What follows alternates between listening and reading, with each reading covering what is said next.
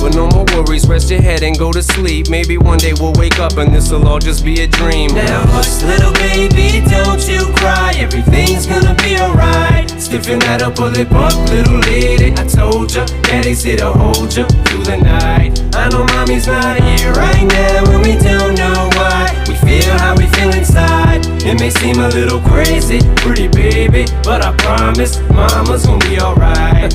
It's funny, I remember back one year when daddy had no money. Mommy wrapped the Christmas presents up and stuck them under the tree and said some of them were from me, cause daddy couldn't buy them. I'll never forget that Christmas. I sat up the whole night crying cause daddy felt like a bum. See, daddy had a job, but his job was to keep the food on the table for you and mom. And at the time, every house that we lived in either kept getting broken into and robbed or shot up on the block. And your mom was saving money for you in a jar, trying to start a piggy bank for you so you could go to college. Almost had $1,000 till someone broke in and stole